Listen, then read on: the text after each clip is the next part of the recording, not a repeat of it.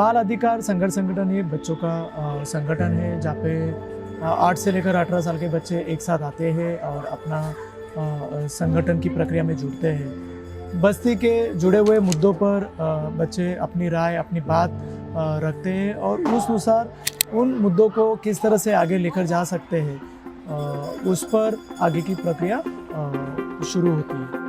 जिंदाबाद साथियों, हम बाल अधिकार संघर्ष संगठन के बाल साथी आप सभी के सामने एक छोटा सा नुक्कड़ नाटक पेश करने जा रहे हैं।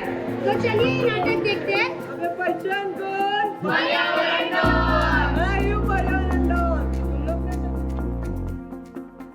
बाल अधिकार संघर्ष संगठन के करीबन 20 साल ख़त्म होते हैं और ये पूरे जर्नी को देखते हुए बहुत सी आशा और बहुत सी ताकत महसूस होती है, क्योंकि ये प्रक्रिया के माध्यम से बहुत सारे युवा, बहुत सारे बच्चे, बहुत सारे एडोलेसेंट्स आगे आ पाए हैं, लड़कियां और लड़के, और उन्होंने अपनी बस्ती, अपने शहर के लिए बहुत सारे प्रयत्न किए हैं जिसमें हमें विकास दिखता है, जिसमें हमें बदल दिखता है और बच्चों के लिए एक प्राधान्य भी सामने आते हुए दिखता है। अक्सर हम अपने ज़िंदगी में देखते हैं कि कई बार हम बच्चों की बात नहीं सुनते हैं, उन्हें क्या लगता है, उन्हें वो क्या सोचते हैं। अक्सर हम ये बोल के बच्चों को रोक देते हैं कि तू बच्चा है, तुझे नहीं समझता है।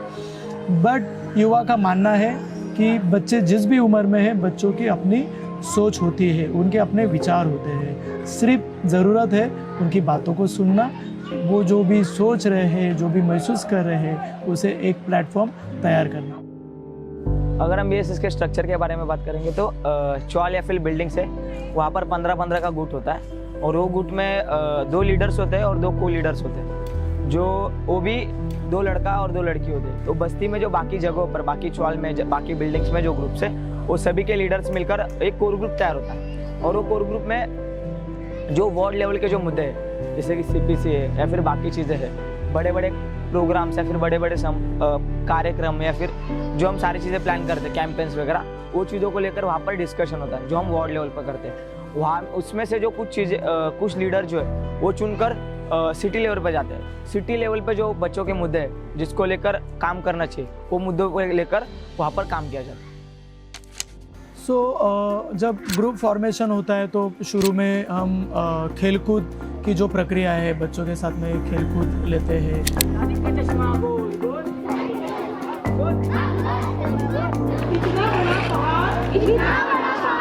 अरे इतना बड़ा पहाड़।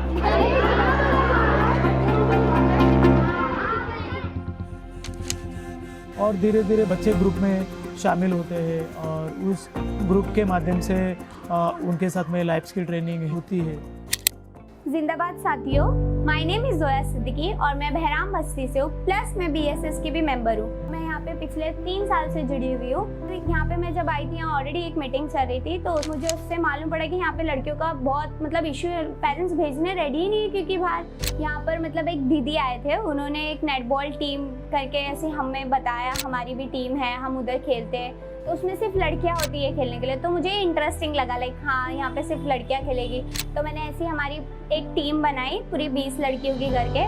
फिर हमने टीम तो बना ली, बट सवाल ये था हम खेले कहाँ, क्योंकि बैंड रेस में हमारे बहराम बस्ती में तो खेलने के लिए जगह नहीं है। तो कोलगेट ग्राउंड भी मतलब जाना सोच तो लिया, बट वहाँ पे पूरे लड़के लोग खेलते थे।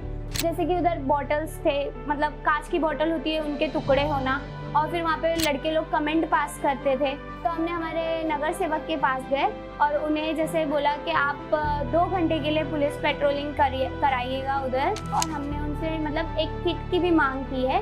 और अभी यही प्रोसेस है कि लाइक 2 घंटे की बजाय पूरा एक दिन वो ग्राउंड में मतलब लड़कियों के लिए हो। तो देखते हैं, अगर हो जाए तो बहुत अच्छी बात है। अक्सर हम देखते हैं कि हमारे बस्ती में ज़्यादातर के लड़कियों की छेड़छाड़ होती है। तो हमारे बस्ती में एक स्कूल है जहाँ पर जब भी स्कूल छूटती थी, वहाँ पर लड़कियों को छेड़ा जाता था, तो वो जो प्रमाण था वो ज़्यादा बढ़ रहा था। हम बाल अधिकार संगठन के बाल साथियों ने तय किया कि हम एक मांग पत्र बनाए, हम मुख्यमंत्री के पास लेकर गए। जो मुख्यमंत्री के पीए थे उनसे हमारी बात हुई, उन्होंने नज़दीकी पुलिस स्टेशन में फ़ोन किया तो तुरंत वहाँ के पुलिस ऑफिसर ने क्या किया, जब भी स्कूल छूटने पर पुलिस की गाड़ी आती थी, पुलिस की वैन आती थी और वो पेट्रोलिंग शुरू रखती थी, तभी जो छेड़छाड़ का प्रमाण था वो कम होता गया। तो ये एक प्रयास था हम बाल अधिकार संगठन के बाल साथियों का कि हमारे बस्ती में जो सुरक्षा का मुद्दा है, जो भी स्कूल छूटती है, वो लड़कियों की छेड़छाड़ होती है, वो किस तरीके से कम हो सकती है।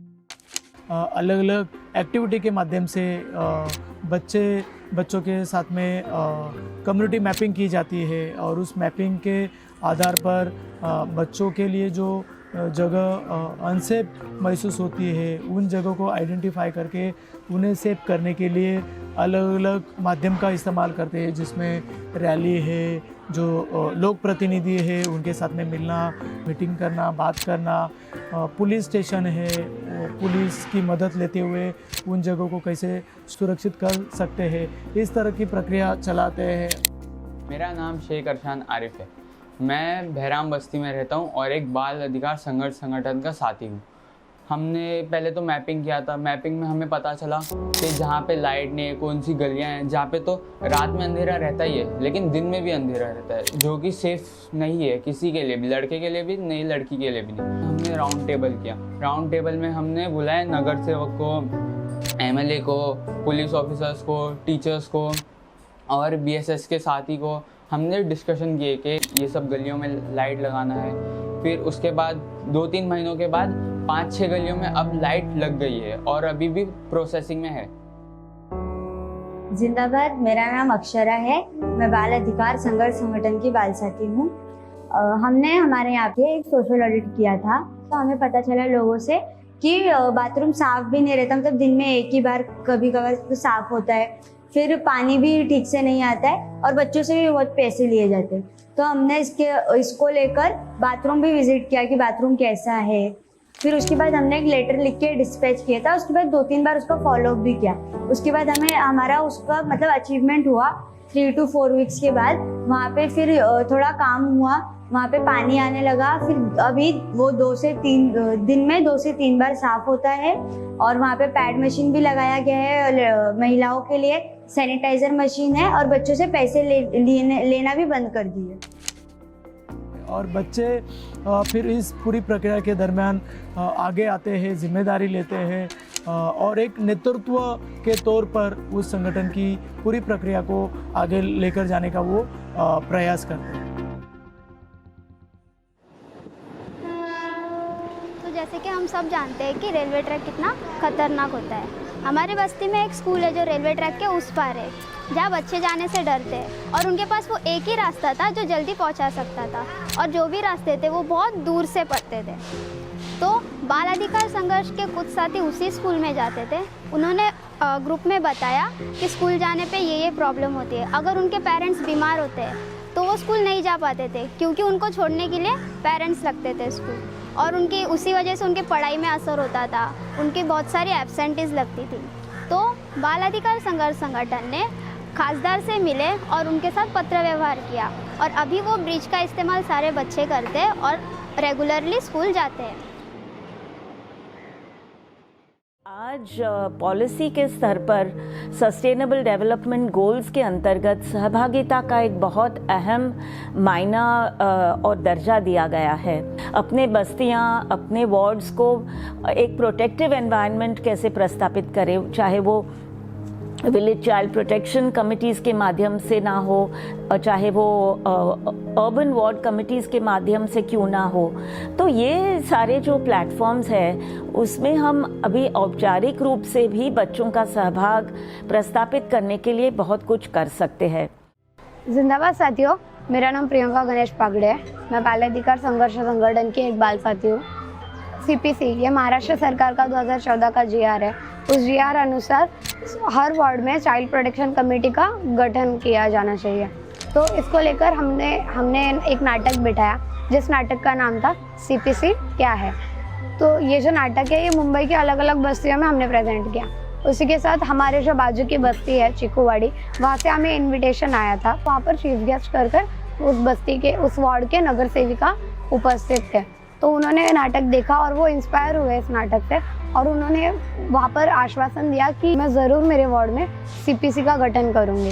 सिर्फ गठन ही नहीं तो उसको एक्टिवली काम करना, बाल सभा आयोजित करना, जहाँ बच्चों के मुद्दे पूछना, बच्चों से बातें करना, वहाँ पर बच्चों से संबंधित जो समस्या है बस्ती में तो उनको हल करना। और जब भी हम बच्चे उनके वार्ड में उनके ऑफिस जाते हैं तो वो हमेशा वर्क देते हैं। तो इस सभी वजह से BSS जो है वो 134 वार्ड क्रमांक के CPC को कहीं ना कहीं एक मॉडर्न CPC कर देखता है।